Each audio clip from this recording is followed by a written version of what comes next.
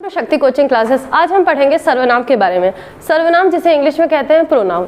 तो सबसे पहले हम एक डेफिनेशन देखते हैं सर्वनाम होता क्या है। जिन शब्दों का प्रयोग संज्ञा के स्थान पर किया जाता है वे सर्वनाम कहलाते हैं। यानी कि ऐसे शब्द जिनका प्रयोग हम संज्ञा के स्थान पर करते हैं, यानी कि किसी विशेष व्यक्ति, वस्तु या स्थान जिसका हमें नाम नहीं लेना परंतु हम इसे किसी संकेत के माध्यम से दर्शाते हैं, तो हम किसका प्रयोग करते हैं? सर्वनाम का। उदाहरण वे, तुम, हम, वह आदि इत्यादि प्रकार के उदाहरण हम सर्वनाम में देखते हैं। अब हम ये जानते हैं कि सर्वनाम के भेद कितने हैं। सबसे पहले हमारे पास पुरुषवाचक सर्वनाम।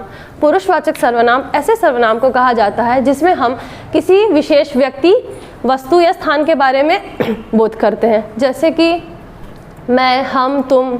पुरुषवाचक सर्वनाम में किसी स्थान को छोड़कर हम किसी विशेष व्यक्ति के बारे में बात करते हैं, उनकी तरफ इशारा करते हैं, उसमें हम किसका यूज करते हैं? पुरुषवाचक सर्वनाम, यानी कि ये किसी व्यक्ति के लिए उपयोग होता है। दूसरा है संबंधवाचक सर्वनाम। संबंधवाचक सर्वनाम ऐसे शब्द होते हैं जिनका हम उपयोग करते हैं किन्हीं दो वस्तुओं के बीच में संबंध दर्शाने के लिए या किसी स्थान या किसी वस्तु के साथ। जैसे कि इसमें हम मुख्यतः वर्ड यूज करते हैं जो, वह, जैसे कि जो तुम्हारा है वो हमारा है, या वह कौन आए थे। इस तरह का शब्द, इस तरह के वाक्य में हम इस तरह का सर्वनाम, संबंधवाचक सर्वनाम प्रयोग करते हैं। तीसरा है निश्चयवाचक सर्वनाम। निश्चयवाचक सर्वनाम का उपयोग ऐसी वस्तु के लिए किया जाता है या ऐसे स्थान के लिए किया जाता है जिसका प्रयोग या होना निश्चित है, जैसे कि वे यहाँ आए थे, हम उनसे मिलने गए थे, वे निश्चित तौर पर होते हैं। इसे ही निश्चयवाचक सर्वनाम कहा जाता है। इसके उदाहरण में शब्दों में आता है इसी, यह, वह, जैसे इसी स्थान पर कृष्ण जी पधारे थे, या यह मेरा घर है, या वह तुम्हारा घर है। ठीक है। इसके बाद हम जाते हैं चौथे नंबर पर अनिश्चयवाचक सर्वनाम।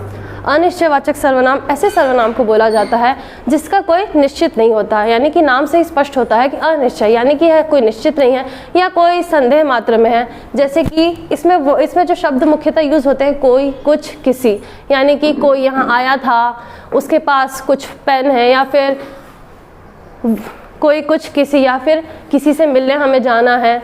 इस तरह का जब हम शब्द यूज़ करते हैं तो हम उस सर्वनाम में क्या यूज़ करते हैं? अनिश्चयवाचक सर्वनाम। उसे हम अनिश्चयवाचक सर्वनाम के नाम से जानते हैं। पांचवें नंबर पे आता है प्रश्नवाचक सर्वनाम। ये सबसे आसान सर्वनाम है, इसे हम वाक्य पढ़ते ही पहचान सकते हैं क्योंकि इसमें मुख्यतः प्रश्न का बोध कराते हैं या हम किसी से प्रश्न करते हैं, जैसे कि कौन, क्या, कौन आया था, क्या मुझे जाना है। और इसे पहचानने की एक बहुत ईजी ट्रिक है कि वाक्य के अंत में एक प्रश्नवाचक चिन्ह होता है, तो जहाँ जिस भी वाक्य में प्रश्नवाचक चिन्ह हो वहाँ ये हम जान सकते हैं कि वहाँ पे ये प्रश्नवाचक सर्वनाम आया है। छठवें नंबर पे हमारे पास निजवाचक सर्वनाम। निजवाचक सर्वनाम का उपयोग हम अपने लिए करते हैं कि सिर्फ और सिर्फ अपने लिए हम बात करते हैं, जैसे मैं ये काम खुद कर लूँगा, मैं अपने आप वहाँ चले जाऊँगा।